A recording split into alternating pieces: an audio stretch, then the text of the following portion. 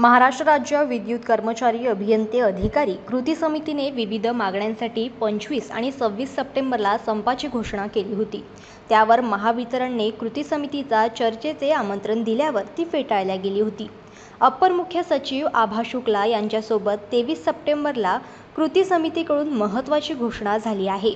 Upper मुख्य सचिव आभा शुक्ला यांनी 23 सप्टेंबरला मुंबईत घेतलेल्या बैठकीला महावितरण, महापारेषण, महानिर्मितीचे व्यवस्थापकीय संचालकांसह वरिष्ठ अधिकाऱ्यांसह कृती समितीचे पदाधिकारी उपस्थित होते। बैठकीत विविध विषयांवर चर्चा झाली।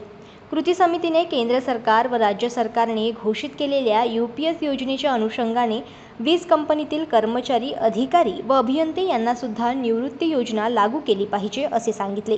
यापूर्वीच्या काळात निवृत्ती योजनेबाबत ज्या काही घडामोडी घडल्या त्या सुद्धा सविस्तरपणे सांगण्यात आल्या। दरम्यान वीज कंपनी प्रशासनातर्फे वीज कर्मचारी, अधिकारी व अभियंते यांना पेन्शन योजना लागू करण्याबाबत प्रशासन सकारात्मक असल्याचे सांगण्यात आले। परंतु हे करताना तिन्ही कंपनीतील कर्मचारी वर्गाला UPS अथवा इतर कोणत्याही प्रकारे निवृत्ती वेतन दिल्यास आर्थिक अधिभार किती येईल किंवा आर्थिक अधिभार न घेता निवृत्ती वेतन कशी देता येईल याकरिता व्यवस्थित अभ्यास करून पुढील 40 दिवसात दुसरी बैठकीचे आश्वासन दिले गेले।